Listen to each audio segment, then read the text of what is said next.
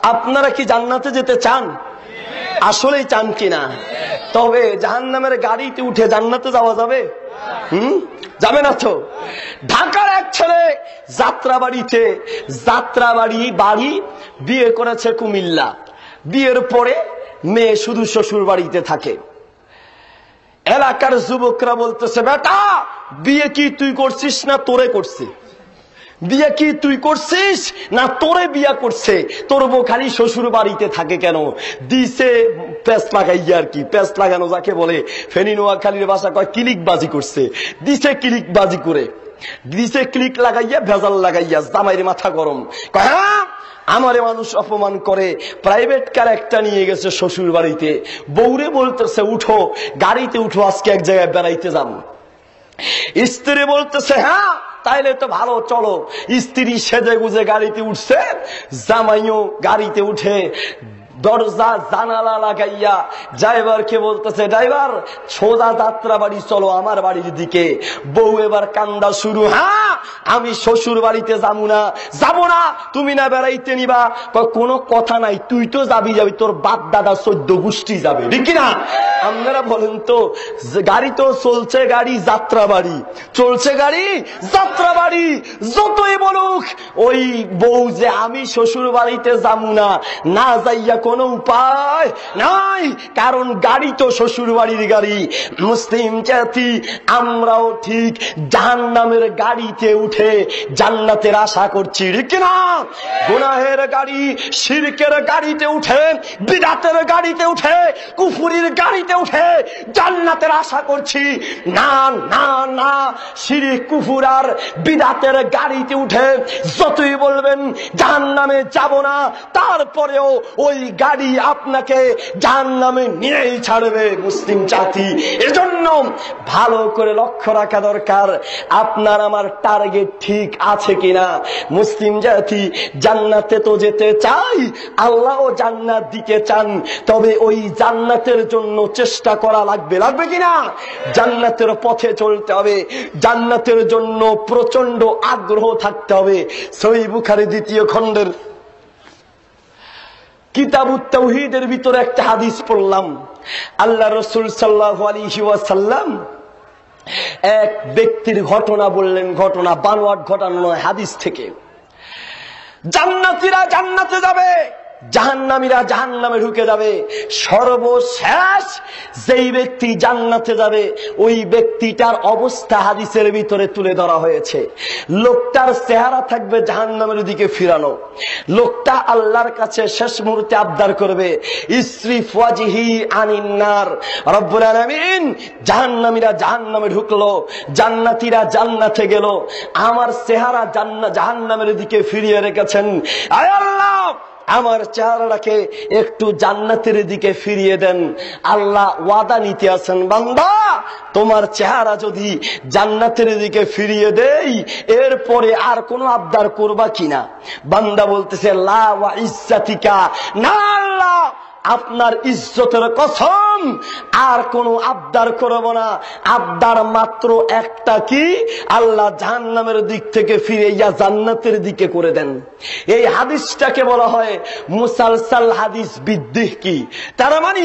এই হাদিসটা বলার সময় মুহাদ্দিসরা হাসেন, ওস্তাদ হাসেন, ছাত্র হাসেন, বক্তা হাসেন, শ্রোতারাও হাসেন। সুবহানাল্লাহ।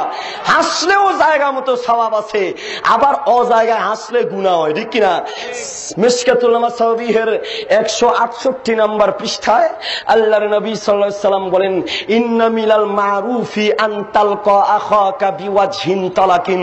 হে দুনিয়ার মানুষ শোনো, কোন মানুষের সঙ্গে দেখা করার সময় যদি কেউ হাসে, সাক্ষাৎ করার সময় কেউ যদি হাসে, হাসি মুখে সাক্ষাৎ করে, তোমার আমল নামায় ফেরেশতারা নেকি লিখতে থাকবেন, নেকি। সুবহানাল্লাহ। সুতরাং জায়গা মতো হাসবেন। মুসলিম জাতি যেই হাদিসটি বলছি, এই হাদিসটিকে বলে মুসালসাল হাদিস ভিত্তিক। কি হাদিসটি বলার সময় মুহাদ্দিসরা হাসেন, ওস্তাদরা হাসেন, ছাত্ররাও হাসেন। কারণ ওই ব্যক্তিটা আল্লাহর সঙ্গে ওয়াদা করেছেন, আল্লাহ একটা বার শুধু জান্নাতের দিকে ফিরিয়ে দাও আল্লাহ, আর কিছু চাইব না। আল্লাহ ইয়াসরিফু ওয়াজহাহু আনিন নার, আল্লাহ তার চেহারাটাকে জাহান্নামের দিক থেকে ফিরাইয়া জান্নাতের মুখে করে দিবেন। কিছুক্ষণ চুপচাপ হয়ে বসে আছে, কোনো কথা নাই, চুপচাপ হয়ে বসে আছে। সাকাতা মাশা আল্লাহ, আল্লাহ যতক্ষণ চান বান্দা চুপ, আর কোনো আবদার করে না। কিছুক্ষণ পর আবার চেচ্ছে, এবার বলতেছে, আল্লাহ কদ্দিবনি ইলা বাবিল জান্নাহ, আল্লাহ জান্নাতের ভিতরে যাওয়া লাগবে না, জান্নাতের ভিতরে যাব না আল্লাহ, শুধুমাত্র মেহেরবানি করে জান্নাতের দরজা পর্যন্ত যাওয়ার তৌফিক দাও। সুবহানাল্লাহ, আল্লাহ শুধুমাত্র জান্নাতের দরজা পর্যন্ত যাওয়ার তৌফিক দাও। মানুষের অভ্যাস, দাঁড়াইতে দিলে বসতে চায়, বসতে দিলে খাইতে চায়, খাইতে দিলে শুইতে চায়, শুইতে দিলে পায়খানা করতে চায়, ঠিক না? মুসলিম জাতি মানুষের অভ্যাসই এমন ছিল জাহান্নামের দিকে। এবার বুদ্ধি পরামর্শ করে দোয়া করতে করতে শেষ পর্যন্ত চাইতেছে জান্নাতের দরজা পর্যন্ত যাইতে। আল্লাহ দয়াবান, আল্লাহ রহমান রহিম, আল্লাহ বলেন, যা বান্দা ইউকদ্দিমুহু ইলা বাবিল জান্নাতি, আল্লাহ তারে জান্নাতের দরজা পর্যন্ত নিয়ে যাবেন। জান্নাতের দরজা পর্যন্ত ছিলেন, জাহান্নামের দিকে ফিরানো, ওখান থেকে ফিরিয়ে জান্নাতের দরজা পর্যন্ত নিলেন। নেওয়ার পরে এবার সেখানে রাখার পরে চুপ, কোনো কথা নাই, চুপ হয়ে গেলি জান্নাতের দিকে তাকায়। রাহা রাহা রা ফিহা, সে সেখানে দেখবে মিনা সুরুর, বিভিন্ন আনন্দের জিনিস দেখবে। ও আল্লাহ, আব্দুল্লাহ দেখি কলা নিয়ে ঝুলতে আছে, ও আল্লাহ আব্দুর রহমান দেখা যায় আঙ্কুর খায়। জান্নাতের ভিতরে আব্দুল গফফার দেখা যায় আনার নিয়ে বসে আছে, আব্দুল জব্বার দেখা যায় আল্লাহ কাঁঠাল ভাইয়া খাইতেছে। আল্লাহ এক একজনকে দেখা যায় কেউ পাখির গোস্ত খায়, কেউ মধু খাইতেছে, এক একজন এত নিয়ামতের ভিতরে আল্লাহ কেমনে সহ্য করি।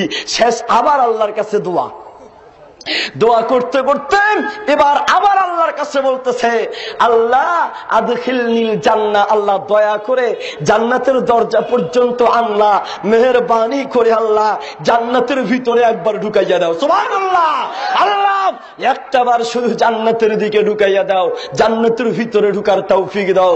ভিতরে যাওয়ার পরে আল্লাহ মুস্কি হাসবেন। এই আবদার করার পরে দহিকা আল্লাহ নিজেই হেসে এবার বান্দাকে বলবেন, বান্দারে কি বলেছিলি, লা আসআলুকা গায়রা, বারবারই বললি না, শুধু একটাই চাই আল্লাহ, আর কিছু চাই না, আর কিছু চাই না। শেষ পর্যন্ত জান্নাতের ভিতরে যাওয়ার আবদার করলি। আমি যখন হাদিসটি পড়লাম মনে মনে ভাবতাম, এই যেই লোকটা বুদ্ধি করে জান্নাতের ভিতরে ঢুকলো, আমার মনে হয় এই লোকটা বাঙালি হবে, বাঙালি। কারণ এত চিকন বুদ্ধি বাঙালির কাছেই বেশি, ঠিক না? মুসলিম জাতি বড় অবাক করা ব্যাপারে শেষ পর্যন্ত জান্নাতের ভিতরে যাইয়া চুপ হয়ে বসে আছে, ভয়ে আল্লাহর কাছে কিছু চায় না। আল্লাহ বলেন, তামান্না তামান্না তামান্না, বান্দা আমার কাছে চা, তুই শুধু চাইতে দেরি, আমি আল্লাহ তাই দিব, যাই চাইবি তাই দিব বান্দা। সুবহানাল্লাহ, বান্দা খালি চা চাইলে আমি আল্লাহ দিব। সেই জান্নাতে আপনারা যেতে চান তো? হ্যাঁ, টার্গেট ঠিক রাখতে হবে।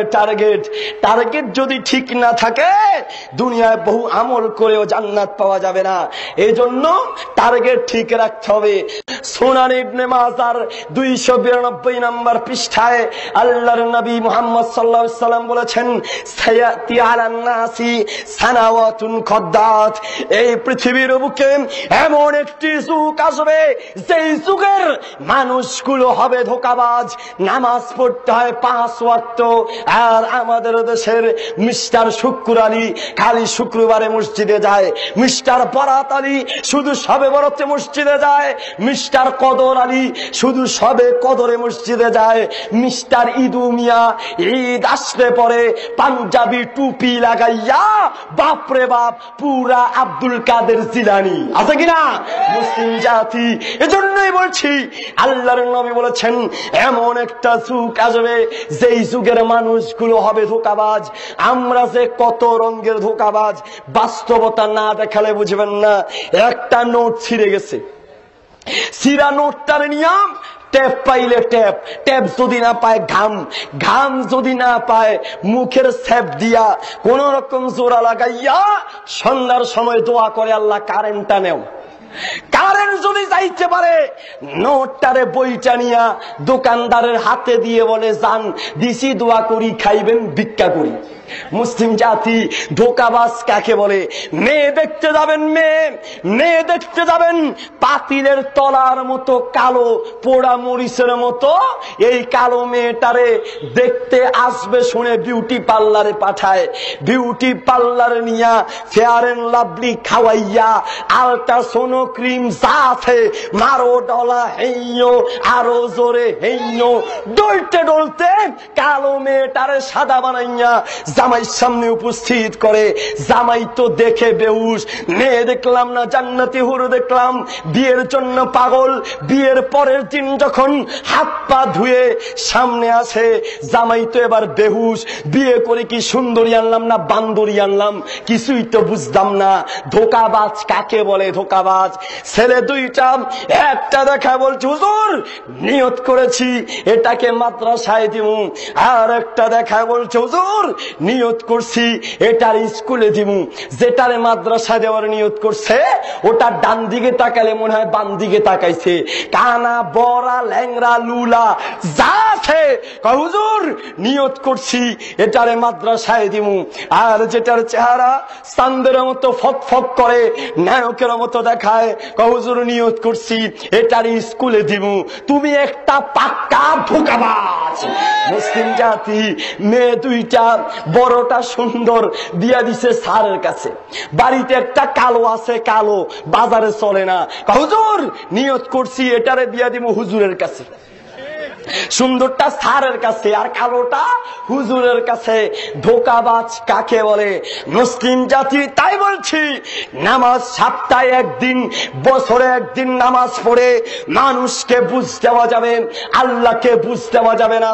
সহিহ বুখারী প্রথম খণ্ডের 56 নম্বর পৃষ্ঠা, মিশকাতুল মাসাবিহের 12 নম্বর পৃষ্ঠায় আল্লাহর নবী বলেছেন শোনো, মান সাল্লা সালাতানা ওয়াস্তাকবালা কিবলাতানা ওয়াকালা যাবিহাতানা ফাযালিকাল মুসলিম। মুসলিমকে কোন ব্যক্তি মুসলিম, কোন ব্যক্তি মুসলমান চিনব কি দিয়ে? আপনারা বলবেন হুজুর আমরাও তো মুসলমান, নামাজ না পড়লে কি হবে হুজুর? ছোটবেলায় চামড়া কেটেছিল, আগা কেটেছিল হুজুর, মুসলমানি করাইছে, আমরা মুসলমান না। খালি মুসলমানি করালেই প্রকৃত মুসলমান হওয়া যায় না।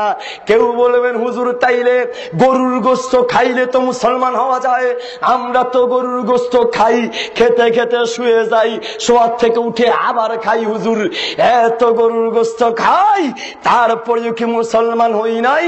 না, গরুর গোশত খাইলেই যদি মুসলমান হওয়া যাইতো, বাংলাদেশের সব কুত্তা গরুর গোশত খায়, কুত্তা কুকুর গুলা 1 নম্বরের মুসলমান হইতো। তাই বলছি মুসলিম চিনা যাবে কি দিয়ে? মান সাল্লা সালাতানা, 1 নম্বরে নামাজ পড়ার মাধ্যমে বোঝা যাবে মুসলমান। নামাজ পড়ার মাধ্যমে চিনা যাবে আপনি মুসলিম কি মুসলিম নন। নামাজ পড়লেই বোঝা যাবে আপনি মুসলিম। জান্নাতে যাওয়ার জন্য নেক আমল করতে হবে, আর দুনিয়ার সমস্ত নেক আমল আমল হলো দুনিয়ার সমস্ত নেক আমলের ভিতরে গুরুত্বপূর্ণ নেক আমল হলো নামাজ। মুসলিম জাতি জান্নাত পেতে হলে নামাজ পড়তেই হবে, নেক আমল বেশি বেশি করতে হবে। তবে ফাঁকি দিয়ে একটা কথা না বললেই নয়, তাই বলতে হয়। মুসলিম জাতি রাগ করছেন নাকি? আর কিছু বলবো না, শেষ চলবে? সম্মানিত মুসলিম জাতি, আমল যে করবেন, আমলটা কিন্তু আপনার বাপের তরিকায় হলে চলবে না। আমল হতে হবে একজনের তরিকায়। সূরা আল ইমরানের 132, সূরা মায়েদার 92, সূরা নিসার 59, সূরা মুহাম্মদের 33, সূরা নূরের 54, সূরা তাগাবুনের 12 নম্বর আয়াতে আল্লাহ একই কথা বলেছেন, শোনো, আতিউল্লাহ ওয়া আতিউর রাসূল। জান্নাত পেতে হলে নেক আমল করতে হবে, আর নেক আমল হতে হবে আল্লাহর নবী মুহাম্মদ রাসূলুল্লাহ সাল্লাল্লাহু আলাইহি ওয়াসাল্লামের তরিকায়।